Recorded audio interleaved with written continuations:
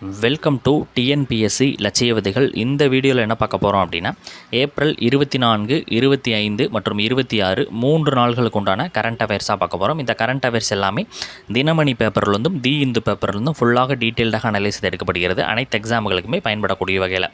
Okay, first question, 2024ஆம் ஆண்டிற்கான லதா மங்கேஷ்கர் விருது யாருக்கு வழங்கப்பட்டது? ஓகேங்களா, 2024ஆம் ஆண்டிற்கான லதா மங்கேஷ்கர் விருது யாருக்கு வழங்கப்பட்டது? இந்த லதா மங்கேஷ்கர் யார் அப்படின்னா, திரைப்பட பாடகி, பழம்பெரும் திரைப்பட பாடகி தான் இந்த லதா மங்கேஷ்கர். இவர்களுடைய விருது, இவர்களுடைய நினைவாக வழங்கப்படக்கூடிய விருது இந்த ஆண்டிற்கு யாருக்கு வழங்கப்பட்டிருக்கு அப்படின்னா, அமிதாப் பச்சன். ஓகேங்களா, ஆப்ஷன் ஏ அமிதாப் பச்சன் அவர்கள். அமிதாப் பச்சன் யார் எங்களுக்கு தெரியும், இவருமே ஒரு பிரபலமான நடிகர். ஓகேங்களா, இவருக்கு தான் இந்த ஆண்டிற்கான விருது என்பது வழங்கப்பட்டிருக்குது. இந்த விருது பார்த்திங்கன்னா 2022 நரேந்திர மோடிக்கும் 23 ஆஷா போன்ஸ்லேக்கெலாம் வழங்கப்பட்டது. ஓகேங்களா, ஓகே. அதேமாதிரி மாஸ்டர் தீனாநாத் மங்கேஷ்கர் விருது ஏஆர் ரகுமானுக்கு என்ன வழங்கப்பட்டுச்சு அப்படின்றத நம்ம என்ன பண்ணிக்கணும், தெரிஞ்சுக்கணும். இவங்க எப்போ இறந்தாங்க அப்படின்னா 2022 இவங்க இறந்துருக்கிறாங்க என்பதை நம்ம தெரிஞ்சுக்கணும். ஓகேங்களா, ஓகே. T20 உலகக்கோப்பைக்கான விளம்பர தூதராக நியமிக்கப்பட்டவர் யார்? T20 உலகக்கோப்பைக்கான விளம்பர தூதராக நியமிக்கப்பட்டவர் யார் அப்படின்னா, மிகவும் பிரபலமாக இருக்கக்கூடிய உசேன் போல்ட் மற்றும் கிறிஸ் கெயில் 2 பேருமே சேர்ந்து, ஆப்ஷன் டி. ஓகேங்களா, உசேன் போல்ட்டு மற்றும் கிறிஸ் கெயில் நியமிக்கப்பட்டிருக்கிறாரு. உசேன் போல்ட்டு இந்த பிக்சரில் இருக்கிறவர் நம்மளுக்கு யாருன்னு தெரியும். கிறிஸ் கெயில் அவரும் நம்மளுக்கு தெரியும். மேற்கிந்திய தீவுகளினுடைய வீரர், கிரிக்கெட் வீரர் தான் இந்த உசேன் போல்ட். இது அமெரிக்காவில் ஜூன் மாதத்தில் நடக்க போகுது. ஸோ இப்போ நம்மளுக்கு தெரியும் இந்த T20லாம் இப்போ நடக்க போகுது அடுத்தடுத்து. ஸோ அதற்கான விளம்பர தூதர் யார்? Usain Bolt, Chris Gayle. ஓகேங்களா, இந்த தொடருக்கான மொத்த தொடர் தூதராக யுவராஜ் சிங், முன்னாள் இந்திய கிரிக்கெட் வீரர், லெஃப்ட் ஹேண்ட் பேட்ஸ்மேனு, சுழற்பந்து வீச்சாளர். ஓகேங்களா, ஸோ இந்த மாதிரி இருக்கிறவர் தான் யுவராஜ் சிங். இவர் தொடர் தூதராக நியமிக்கப்பட்டிருக்கிறார். ஓகேங்களா, இந்தியா பார்த்திங்கன்னா 2007 T20 வேர்ல்டு கப் அடிச்சிருக்கிறாங்க. அண்ட் 2011 50 ஓவர் உலகக்கோப்பை வெற்றி பெற்றிருக்கிறாங்க. அதற்கப்புறம் இன்னும் உலகக்கோப்பைகளை வெற்றி பெற இல்லை. இந்த ஆண்டு பெறுவாங்க அப்படின்னு சொல்லிட்டு நம்ம நம்பலாம். ஓகேங்களா, ஸோ நீலகிரி வரையாடு திட்டம் எந்த ஆண்டு தொடங்கப்பட்டது? நீலகிரி வரையாடு திட்டம் எந்த ஆண்டு தொடங்கப்பட்டது அப்படின்னா 2022. ஓகேங்களா, இந்த நீலகிரி வரையாடு திட்டம் என்பது 2022 தொடங்கப்பட்டது. இது பார்த்திங்கன்னா தமிழ்நாட்டினுடைய மாநில விலங்காக இருக்கிறது தான் இந்த நீலகிரி வரையாடு அப்படின்ற திட்டம். ஓகேங்களா, இது அழிந்து வரக்கூடிய நிலையில் இது இருக்குது அப்படின்றத நம்ம தெரிஞ்சுக்கணும். ஓகேங்களா, இதோட முக்கிய குறிப்பு என்ன அப்படின்னா, தமிழகத்தில் ஏப்ரல் 29 மே 1 வரைக்கும் 3 நாள் இந்த வரையாடு கணக்கெடுப்பு தமிழ்நாடு மற்றும் கேரளாவில் தற்போது நடைபெற இருக்குது. ஓகேங்களா, ஸோ அதை ஒட்டி தான் இந்த கரண்ட் அஃபேர்ஸை நம்ம என்ன பண்ணிகிட்ருக்கிறோம், தற்போது பார்த்து கொண்டு இருக்கிறோம். ஓகேங்களா, ஓகே.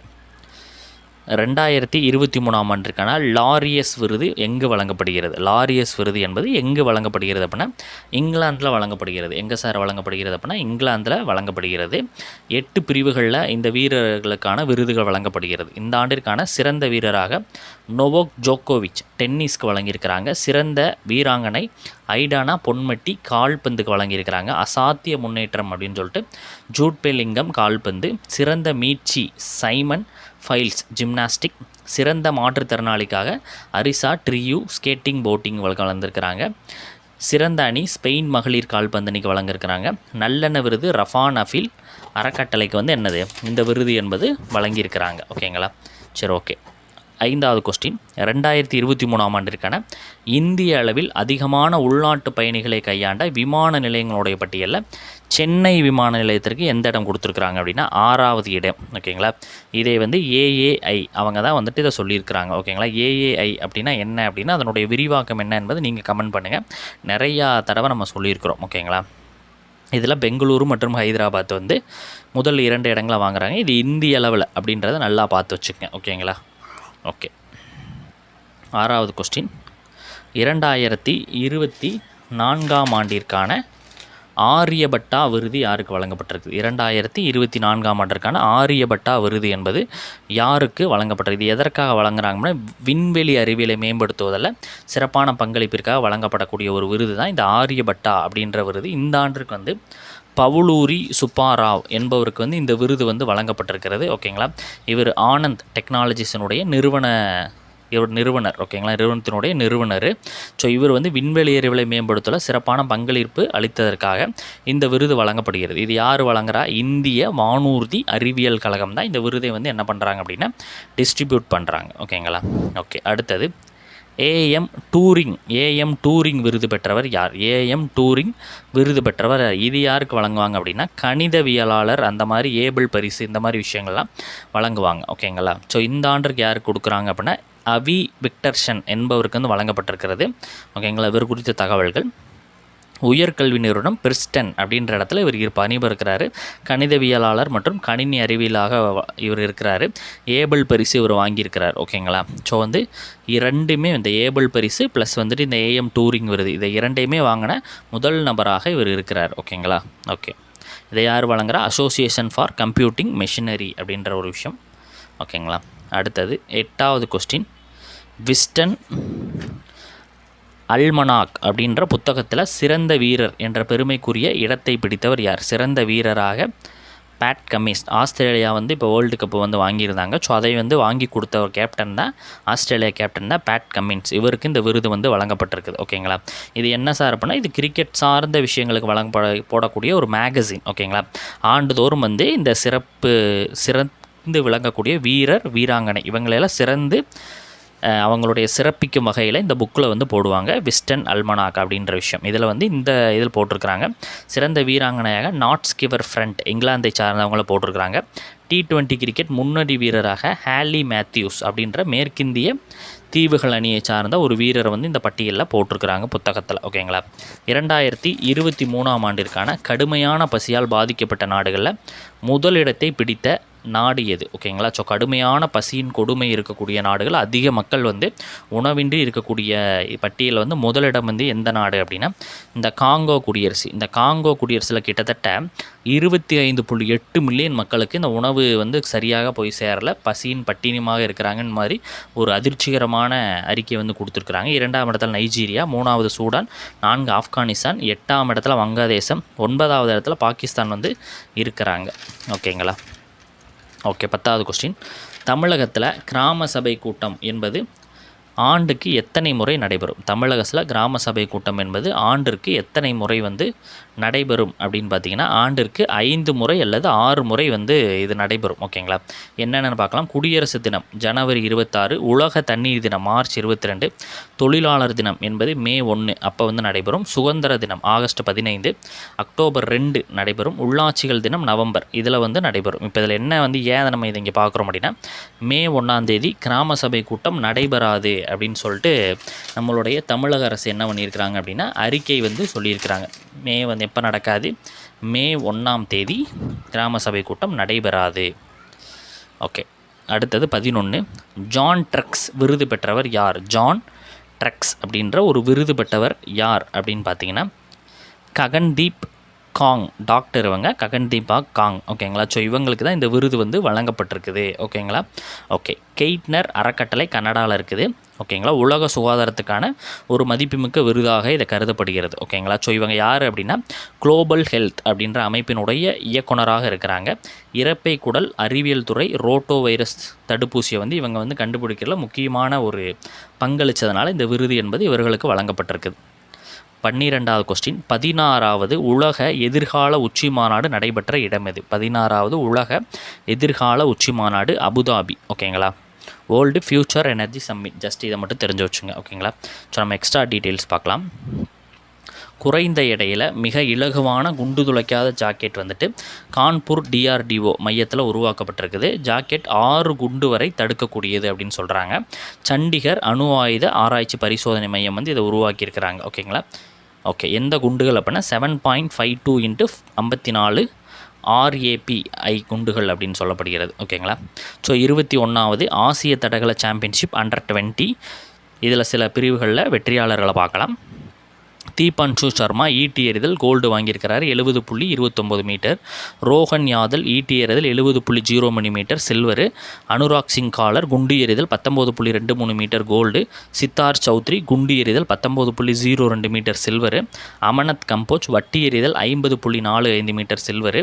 மகளிர் 4x400 மீட்டர் ரிலே ரேஸில் Anushka கனிஷ்டா Sangeetha Sandra gold.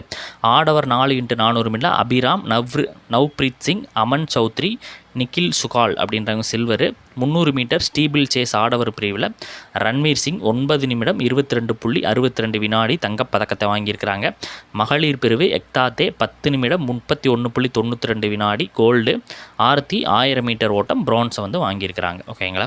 So 2023 மற்றும் 24ஆம் நிதியாண்டில் நாட்டின் மருந்துகள் மற்றும் மருந்து பொருட்கள் ஏற்றுமதி வந்துட்டு 9.67% அதிகரித்திருக்கிறதாக சொல்கிறாங்க. கிட்டத்தட்ட 2.32 லட்சம் கோடி. ஓகேங்களா.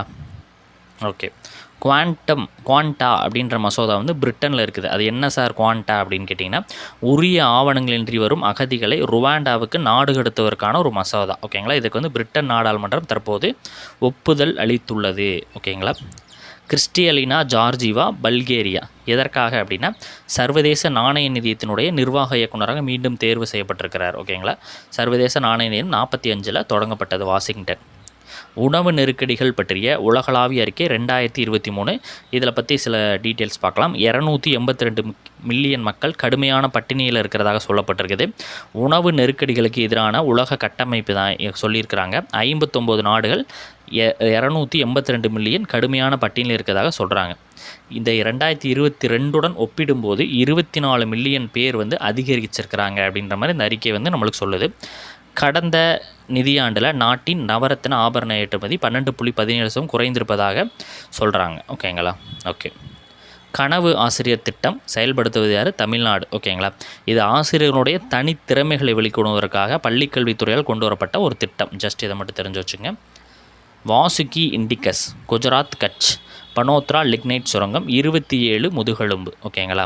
2005 ஐஐடி ரூர்க்கி மிகப்பெரிய பாம்புவின் உயிரின புதைப்படிவம். இந்த பேர் எது என்ன அப்படின்னா இந்த மிகப்பெரிய பாம்பு இருக்குல்ல அதனோட உயிரின புதைப்படிவம் தான். ஓகேங்களா. இது வந்து குஜராத் கட்ச் பனேத்ரா லிக்னைட் சுரங்கத்தில் வைக்கப்பட்டிருக்கு. 27 முதுகெலும்பு. ஓகேங்களா. இது 47 மில்லியன் ஆண்டுகளுக்கு முற்பட்டதாக இருக்கலாம் என்று சொல்லப்படுகிறது.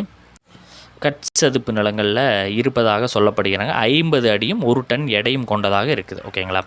இந்தியாவின் மிகப்பெரிய காலநிலை கடிகாரம் புதுடெல்லியில் இருக்குது அப்படின்னு மாதிரி சொல்லப்பட்டிருக்குது. ஓகேங்களா. ஜஸ்ட் தெரிஞ்சு வச்சுங்க.